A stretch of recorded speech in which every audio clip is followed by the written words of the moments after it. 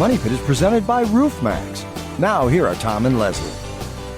Coast to coast and floorboards to shingles, this is the Money Pit Home Improvement Show. I'm Tom Kreitler. And I'm Leslie Segretti. And we are here to help you take on the projects you want to get done around your house. If you don't know how to get started on something, if you're stuck in the middle of a project, if you're planning a project for this weekend, for this month, for this summer, or for the year ahead, now would be a good time to get started off on the right foot. And that's what we would like to do for you. So reach out to us at 1-888-MONEYPIT. That's 888-666-3974.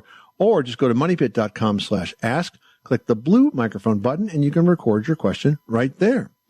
Coming up on today's episode, what do the following have in common? You ready, Leslie? It starts with a quiz. A white cloud or mist, the sound of roaring, hissing, or whistling, and the smell of rotten eggs. Any guesses? Somebody's making hard-boiled eggs? No, this is a really dangerous one. Yep, these are all signs of a potentially dangerous gas leak. So we're going to share a really important tip to make sure you don't see, hear, or smell any of this just ahead. And also ahead, if your home has a pool, you know that a fence is an integral part of making sure that your house and the pool are safe. But what you might not know is that pool fencing does have some very unique requirements that differ from any other type of fencing. We're going to share a pool fence checklist in a bit. And drywall repairs, like fixing wall cracks and nail pops and seams that split open, can be a constant hassle for homeowners. But if you do them right, you won't be fixing them again and again and again. We'll have tips to take care of those common drywall fixes in just a bit. But first, our focus is you. We want to know what you want to know. So if you've got a DIY project on your to-do list, help us make it a DI done project. Whatever you are working on, we can help you figure out the best way to tackle that project with ease and really come out with a cool looking project at the end. That's right, because we want to help you create your best home ever. If you can dream it, you can build it, and we can help. So call us right now with your questions. Again, the number 1-888-MONEYPIT, 888-666-3974, or go to moneypit.com/ask. Let's get to it. Heading out to Arizona, where it's been super hot. Barb, what's going on with your pool? How can we help? We have an older pool. We live in Arizona. The pool is used a lot. The pool deck has lots of cracks in it. The tile needs to be replaced. There's some rebar that has come up from the pool deck. We would like to go over and retile and plaster the pool again. So essentially what you're telling me is that when the pool was originally constructed, there was rebar, reinforcing bar, that was embedded into the pool so that the pool will be properly supported. And you're seeing that this is exposed in some areas, which means that maybe some of the surface came away. Perhaps there's some rust that's set in. And you want to know if that means you have to completely replace the pool or whether it's repairable. Is that about right? That's right. Okay. So yes, I think it's repairable. I think it's a normal thing for an older pool for this to happen to. And there are going to be a number of products, and I suspect that they're going to be epoxy based because they stick the best to the old surfaces of pools, and they're suitable for underwater. And I don't see any reason that you couldn't make a repair to that particular area. I would just caution you, Barb, to be aware that sometimes you'll have contractors that always want to kind of sell you the worst case scenario in terms of the work. And I suspect that repairing an area where some rebar has become exposed is not an enormous job. I would think that it's almost a normal seasonal job that you might have to do from time to time just to make sure that that surface stays in good shape. So if everything else is working well, then I think you probably should just make that repair. And in terms of the pool deck, of course, if it's tile, and it's chipped and broken, then that's a different story. But there are a lot of cool products that are out today that are literally paintable. In fact, there's a product that's called Roller Rock. There's another one that's a terrazzo coating. There's a product called Spreadstone. A lot of the good ones are made by a company called Dyche Coatings.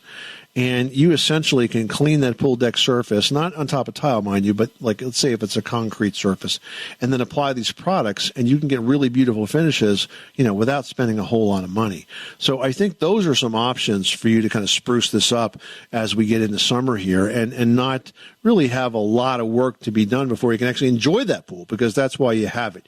You live in a warm area of the country, and this way you can get it fixed up quickly and start to enjoy it once again. Well, we all love to be comfortable at home, and when something's not right, it is no good at all. We've got Michael in Rhode Island on the line who's dealing with some uneven heating and cooling. Tell us what's happening. Okay, so what's happening is you have to wear a jacket downstairs because it's so cold, but upstairs it's actually warm, and we actually want to turn the AC up even higher. So what happens downstairs, I try to insulate around the doors with some of that foam tape, and I even have the little sleeve in front of the door that kind of blocks the air coming up from below the door. But it's still really cold. Like now, the first floor is kind of like our basement, half finished, and then there's a garage on the other half. And you have to kind of walk upstairs to get to the first level of living, kind of basically the living room, the kitchen, the dining room. Okay. Yep. Like a split level. Exactly. Yeah, but you don't go downstairs. You actually, when you walk into our house, you only can go up because we're on a hill. Got it. We live on a hill. Got it. So when you're walking in the front door, you're going in the first level. When you're walking out the back door, you're actually on the second level. Okay, let me ask you a question. What kind of heating system do you have? Gas furnace. Okay, so it's a gas forced air furnace, one furnace? One furnace, yeah. We only bought the house a year ago, and it died as soon as we got there, so we got a brand new one. So when the new system was put in, the HVAC contractors should have done a heat loss calculation to make sure it was the right size, because it sounds to me like your system is unbalanced. You don't have supplies and returns that are working together to even out that airflow so that you have the proper temperatures in the proper spaces. And that is the first place I would look. Homes heat and cool not just by blowing air out of the registers, but by pulling it back and reconditioning it and reconditioning it and reconditioning, either reheating or recooling. And that cycle repeats until the thermostat is satisfied. So it sounds to me like you have a big imbalance that's causing this. And it's not going to be just a matter of, of course, sealing up drafts and that sort of stuff is always a good idea, but I don't think that's your core problem. I think the way the system is designed, you're not getting enough airflow in the places you need to. So I would start with that HVAC contractor that sold you the furnace, because this is something they definitely should have addressed in my view. All right. Thank you very much. Love you guys. Thank you. Oh, you got it. Thanks so much. Bye-bye. Hey, guys, did you know Americans take in about 20,000 breaths a day and spend an average of 90% of their time indoors? Well, they do. And in fact, according to the EPA, the level of indoor air pollutants can be 2 to 5 times higher than outdoor air. Plus, this time of year, we've also got to deal with all of those allergens. I can't tell you how many times I go outside to find my car covered with pollen. Oh, no, your car's not yellow. That's why we are so proud to partner with Air Doctor, an air purifier that filters out dangerous contaminants like pollen, pet dander, dust mites, and mold. Their Ultra HEPA filter has been independently tested to remove 99.99% of tested allergens, including bacteria and viruses. Yep, and it really, really works. I actually gave an Air Doctor unit to my daughter. She had just moved into a high-rise building, and her apartment was a little stuffy and had some remnants of the old tenants in there in terms of the odor she was smelling. And so we set up Air Doctor, and a day later, you couldn't detect an odor in that house except for the fresh air. So it really, really works well. And Air Doctor also comes with a 30-day money-back guarantee. So if you don't love it, just send it back for a refund minus shipping. And they're offering a special discount to Money Pit listeners, and it's a big one. That's right. Just head over to airdoctorpro.com and use promo code MONEYPIT, and you'll receive up to $300 off air purifiers. Exclusive to Money Pit listeners, you're also going to receive a free 3-year warranty on any unit, which is an additional $84 value. Lock this special offer by going to airdoctorpro.com. That's AIRDOCTORPRO.com and use promo code MONEYPIT. Hey guys, if you've heard a helpful tip or two while listening to our show, please help us help even more home improvers by dropping us a 5-star review on Apple Podcasts. That would be awesome, and you might even win a copy of our book, My Home, My Money Pit, your guide to every home improvement adventure. Just go to moneypit.com/review. Heading out to Westchester, Pennsylvania, where we've got Courtney, who's doing some work in the yard with a patio, but a tree's got other plans. What's going on? So we want to build a brick patio. We have like extra free bricks. and we want to do it in an area in our lawn where there's not a lot of grass growing. You know, it's hard to grow the grass because of these pines. There's 5 pines. They're large. Right. How can I best build this patio without disturbing the roots and having it level? The answer is you can't, because if you can't get rid of these roots, or at least the major big ones that are where this patio has to be, you're going to continue to have to deal with them. And no matter how good a job you do in laying in the base of that patio, you'll find that the roots will just start to lift it up, especially with brick, because it happens really quick. Concrete might take a little longer, but you know, even if it is concrete, it would lift the slab up and crack it. One of the things you could think about doing is maybe doing, and I hardly ever recommend this except in this unusual circumstance, would be to do a deck right above grade. So it's kind of like a wood platform that is right above the grade. You'd only have to secure it at the corners the same way you would any deck. But then if the roots start to come up with that, then at least you got some room, you know, to go before they start to interrupt the thing. And you could always pull the deck boards out, cut the root backs a little bit if you can. But, you know, roots are pretty durable. You may be able to cut back some big ones and not impact those trees at all. Yeah, we weren't sure because, you know, we only see a little bit. So when we dig down, we're like, oh, we don't know what we're going to find. You know what I mean? Mm-hmm. Yeah. Do a little exploratory surgery with a shovel there and see what you find. Okay. All right. Well, thank you so much. I appreciate it. Well, what do the following have in common? A white cloud or mist, the sound of a roaring, hissing, or whistling, and the smell of rotten eggs. Well, according to the experts at New Jersey Natural Gas, these are all signs of a dangerous gas leak. So if you are working in your yard this summer, you need to be able to recognize the signs of natural gas leaks. These include the smell of the rather distinctive odor of rotten eggs, or seeing a white cloud or fog or bubbles even in standing water, or hearing a roaring, hissing, or whistling sound. They all spell potential for gas leak.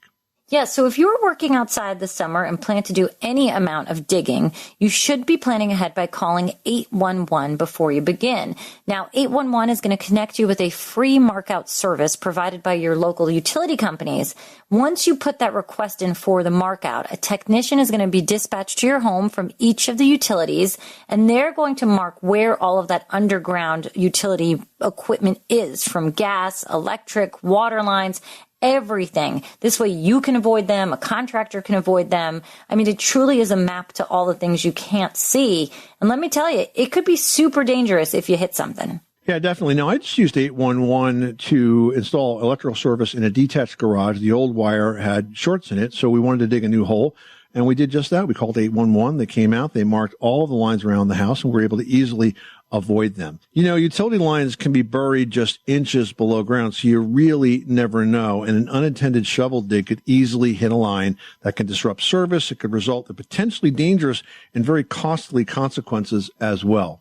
Yeah, you know, not only is this a smart idea, but it's actually required by law. And I'm talking about even simple projects like planting a flower bed and shrubs, to installing a mailbox or a fence post.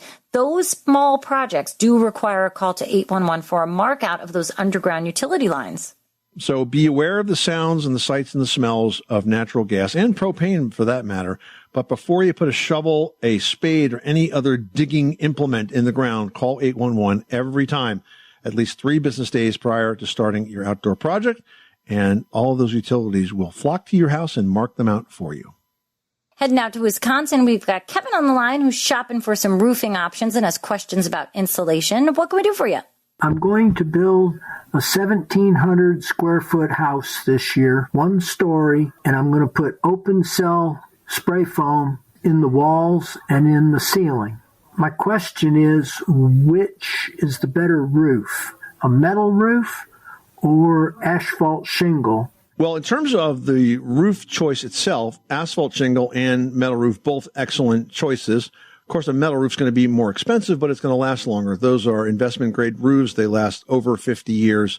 And in that same amount of time, you'd probably replace your asphalt shingle roof at least twice, if not 3 times, depending on the roof and the installation and a few other factors. In terms of the insulation, spray foam is a great choice. I did that to my old house and never looked back. Our bills just went way down. We, in our case, sprayed the underside of the roof rafters, not the ceiling level of the second floor. And therefore, we created essentially an attic that's unvented because it doesn't have to be vented. When it's spray foam insulation, you don't need to use traditional ventilation. And so my attic, which we use a lot for storage, is pretty much the same temperature. It's like an ambient temperature all year long, and that's actually better for everything that we have up there. But I think your first decision point is the shingles or the metal roof, because if it was me, I'd think about how many years I'm going to be in there, because, you're never going to it's going to be your last roof basically. So you want to make sure it's going to actually last. I think about that. I don't think about the value that it brings to the home. I think a metal roof is going to bring more value than an asphalt shingle roof, to the home, and consider that. And of course, the insulation choice, spray foam, a great one. By the way, though, if you are going to go with metal, it's recommended that you use closed cell spray foam insulation because it's more waterproof. It has a vapor barrier built into it. Not all open cell spray foam gives you a vapor barrier protection the same way closed cell would. So if it's metal, I would definitely go closed cell. All right, now we're going to chat with Sally, who's dealing with an issue with the window. We're seeing a lot of fogging up. What's going on? Well, I have two very large double pane windows. They're like big picture windows. And they have fogged up. It looks like there's moisture between the two panes. And so I was wondering what can be done about that besides replacing it. Is there any remedy for that? Unfortunately, there is not. That is a failed thermopane seal. And when that window was made, that seal was added, that seal was used, and it's placed in a vacuum, and that gap is usually filled with an insulating gas like argon. And so when the seal fails, you'll get moisture in there, and that's what you're seeing with the fogging. Now, it is unsightly, but it doesn't terribly impact the energy efficiency of the window. So if you don't mind the fog, it's not like it's leaking. It just doesn't look so nice. But the only way to repair that is really just to take it out and replace it, because it's a sealed unit, and there's no way to restore it back to its factory manufactured condition. Yeah, I have about 7 other windows that are about the same age. They're over 15 years old, and they're all fine. But so just these two had a particular problem when they were made. Is that what you'd assume? Yeah, that's unfortunate. Are these the biggest windows, or are they all the same size? Of course, they're the biggest one. Yeah, well, I mean, I ask you that because they're going to expand and contract more than the smaller windows. So they're that about could be a sign as well. 84 inches long and 56 inches tall. They're big. They're really big. Yeah, they sure are. It's a panoramic view of the mountains, and so. That's too bad. Yeah. Unsightly, but okay, I'll get them replaced, and that's about all I can do. Thank you. Okay, bye-bye. All right, good luck with that project. Heading over to Little Rock, Arkansas, we've got Tony on the line. So, Tony, tell us about this tile issue. What's going on, and where are they? Right in front of the bathroom, my bathroom in my hallway. Okay. So the tile's loose. How big are the tile here? What are we talking about? It transitions from probably a 12 by 4 inch to a 12 by 12. What you're going to want to do is lift those up. You're going to have to work on an edge where you can get in there. The first one's always the hardest to get up, but if they're loose like that, you won't have any trouble popping them up. And then you've got to get all the grout out of there. And you may need to do that with a grout knife, or you can grind it out, but you've got to get the grout out of there. You're going to need to replace that. And then you'll use mastic, a thick tile mastic, to reset that tile. And then once it's dry, then you can regrout it. Now, the grouting part's probably the trickiest because, you're going to have old grout near new grout. And one way that you could deal with that is you could decide to regrout the whole floor by basically grinding out some of the grout that's already there, even if the tile's not loose yet. And this way it'll all be the same color. I guess it kind of depends on what your tolerance is and how close you want those colors to be. But even if you had the same exact product, that grout gets dirtier over time and changes color, and it doesn't match up. Pretty simple, I guess. Yeah, it's a job like anything else, right? There's a bunch of steps to it, but it's really not terribly difficult. And if you're a little bit handy, I'm sure you can handle it. Yes, sir. Thank you very much for calling. George in Connecticut has a question about a gutter. What can we do for you? I have a house that was built in 1952. It has wooden gutters. Okay. The front of the house faces south. From one edge in about 6.5 to 7 feet, the wooden gutter has been slowly deteriorating. Now, I've gone all over Connecticut, basically, to lumber yards and other places looking for a section of gutter to splice it in. Right. Yeah, that's going to be very difficult. Yeah, nobody has them. And what surprises me is when you talk to some of the younger people, I'm not a young man, they never heard of wooden gutters. Yeah, it doesn't surprise me. Well, look, you're in the right part of the country to find a replacement product. There's actually a company called the Fiberglass Gutter Company, and they make wood-styled gutters, but out of fiberglass.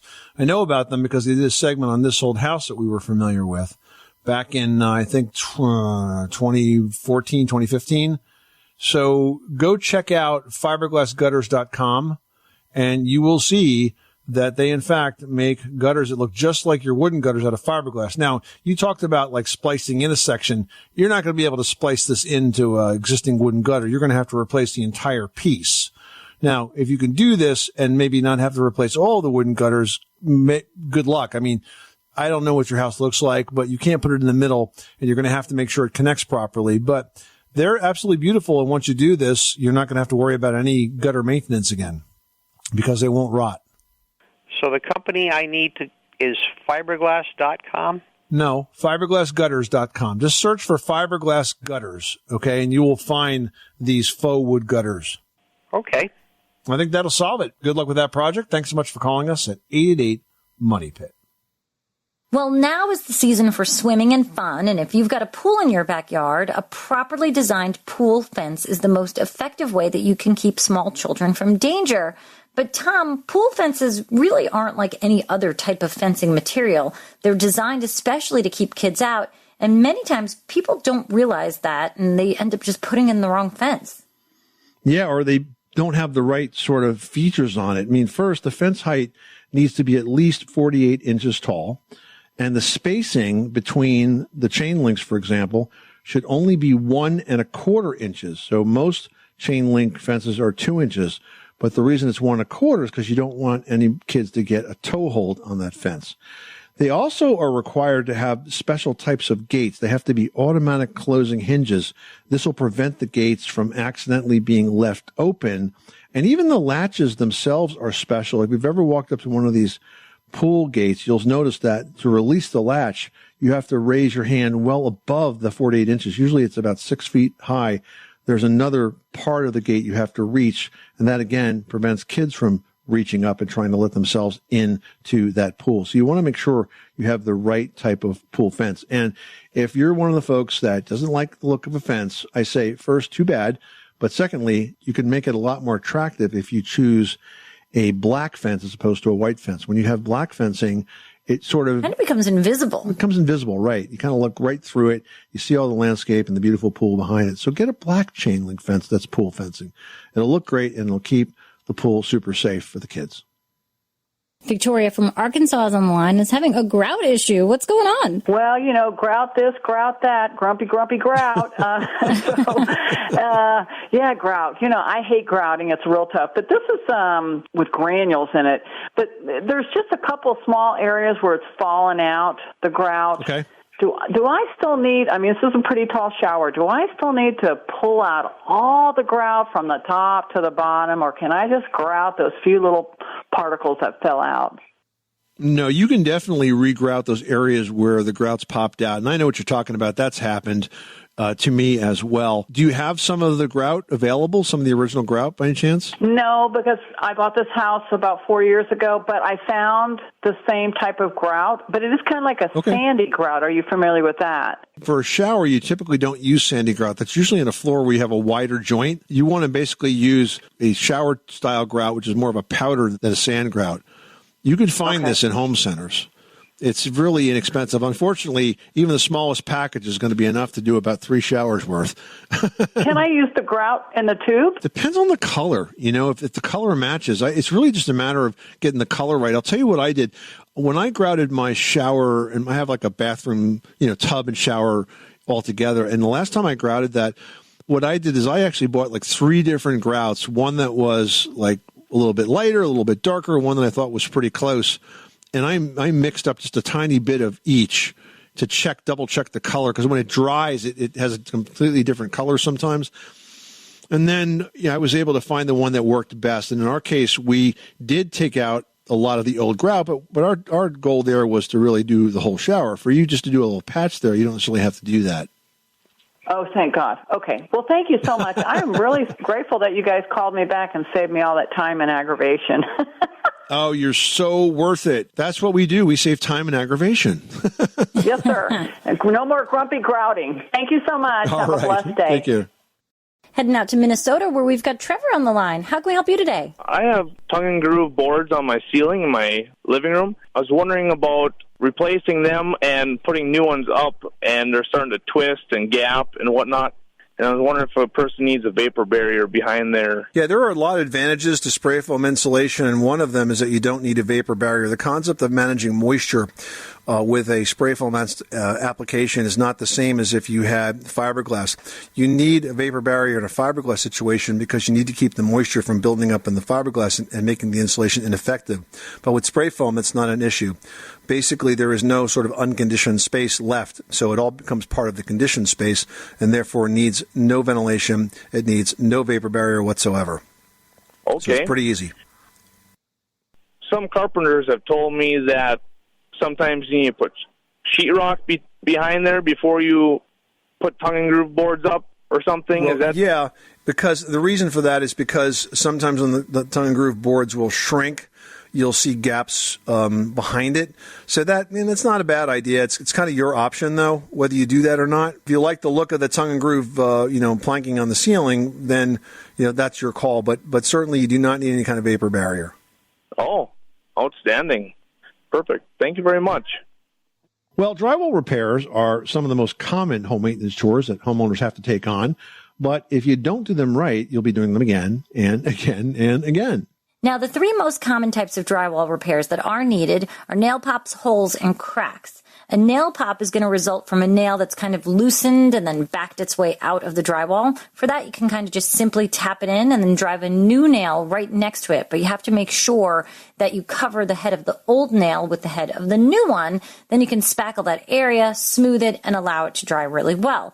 Then go ahead and sand and touch up that area. Now, you can also use a drywall screw instead of a nail. That way it's just never going to back out. Now, the best way to fix a wall or a ceiling crack is to use a strong perforated drywall tape. This type of tape has large squares. It looks almost like netting, and it's tacky. It's a little bit sticky.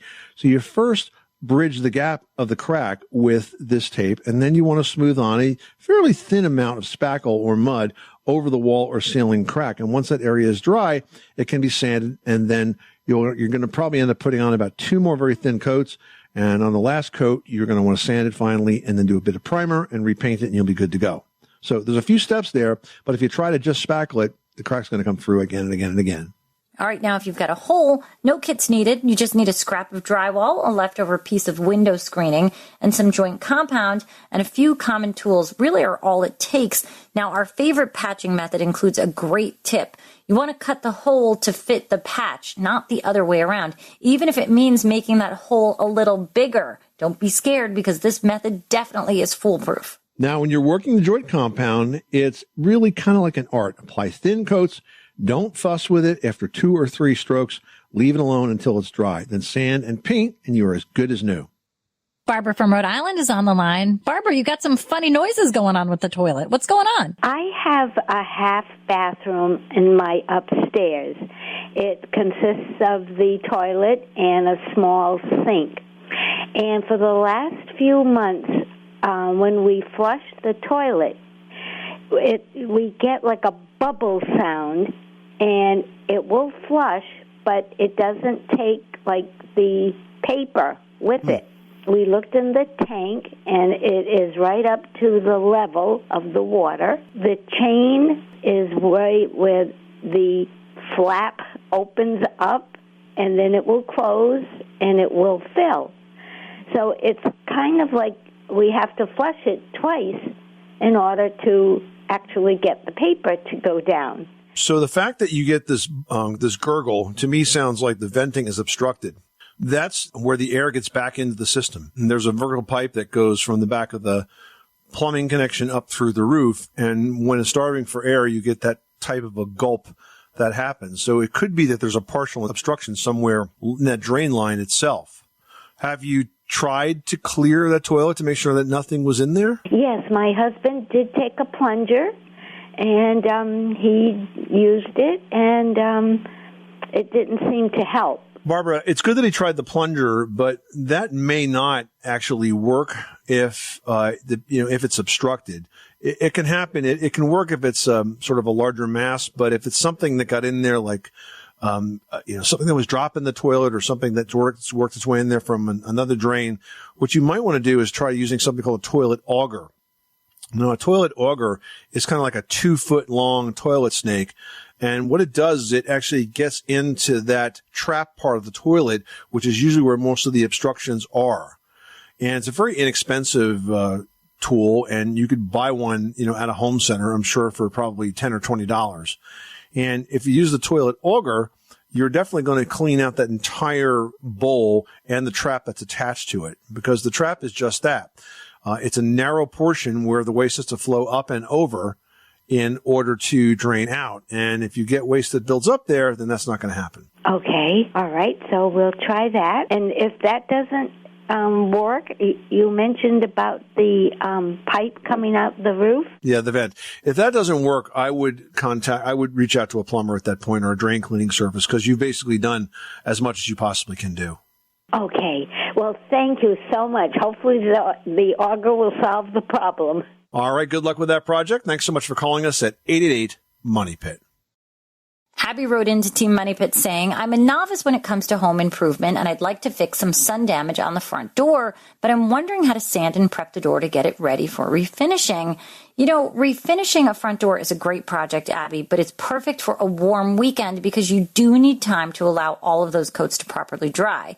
Now, you need to time that project so the door is dry at the end of the day, and you can reinstall it for overnight and then take it off again in the morning to finish up that job. Now, you can certainly also work with the store upright, but the job is a lot easier and possibly more effective if you take it off the hinges and work on it horizontally, like on sawhorses, for example. Not only will this let you do a better job sanding, it will be easier on your back, and you won't have to worry about the finish dripping. Removing that door might not be as difficult as you fear, because once you pull out the hinge pins, it comes off pretty easily. And all you're going to need is a friend, really, to help you lift it onto a sawhorse, because they do get kind of heavy. Now, you also asked about sanding. You can start sanding by hand, although I will say it's a lot easier if you have a vibrating sander like a palm sander. If you do opt for hand sanding and your door features detail like raised panels, take a look at 3M sanding sponges. They kind of squish, so you can get into all of those nooks and crannies very easily. Now, when it comes time to finish it, you want to stain it after you've sanded it, sand in between coats, put a high degree of UV protection on top, and make sure you allow each coat to dry thoroughly. Well, are messy pets creating a decorating dilemma? Are you afraid that anything you buy is going to be ruined by your well-meaning pooch? Well, Leslie has tips to help you get the best of both worlds in today's edition of Leslie's Last Word. Leslie, take it away. Having a pet is super rewarding in so many ways, but they do create a lot of messes. So here are a few ways that you can create a space that will work well for both people and pets. First of all, you want to pick up pet-friendly furniture. Now, when I say pet-friendly furniture, I'm not talking about plastic. I'm talking about things like fabric that doesn't have, easy-to-grip threading in the way that fabric is woven. A microfiber, something that's washable, something that's more commercial grade, is definitely more durable and can withstand anything that your pet can kind of throw at it. Now, another example is you can buy a pet-proof cover. There's so many great ones out there that you can see online that kind of fit and tuck and almost look like you've reupholstered it. They do require occasional futzing to keep them looking nice, but in a pinch, it's a good way to cover up something if you're maybe taking care of a friend's dog or just in that one room that you have a piece of furniture with a super duper duper hairy pet. Now, if you're going to redecorate and change things up on the furniture front, again, you want to make sure that things are super duper duper durable. And again, look at fabrics that are resistant to odors, stains, moisture. It's really ideal if you've got a dog or a cat in your life. Heck, it's ideal if you've got kids in your life. I mean, a kid is just a pet that kind of stands upright. And I'm a mama too. Everybody's messy. I've got dogs, kids, hamsters. People ruin a lot of things with the furniture. So we got to make sure we're picking things that will stand up to the test that they can throw at it. You also want to consider, this is super fun if you've got the space in, say, a laundry room or a bigger bathroom at home, a pet washing station. This way you and your dog, if you're out on a rainy day and the dog kind of rolls around in the grass or gets all kinds of muddy, when you come back inside, this is a great place to kind of rinse off the pup's feet or give them a quick bath.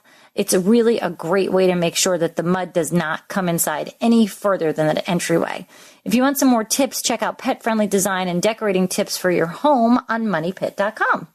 This is the Money Pit Home Improvement Show. Coming up next time on the program, adding a backyard deck is definitely one surefire way to increase your home's living space. But if you're not careful, it's easy to make very costly mistakes. So we're going to show you what you'll need to avoid when building a deck of your dreams on the very next edition of The Money Pit. I'm Tom Kreitler. And I'm Leslie Segretti. Remember, you can do it yourself, but you don't have to do it alone.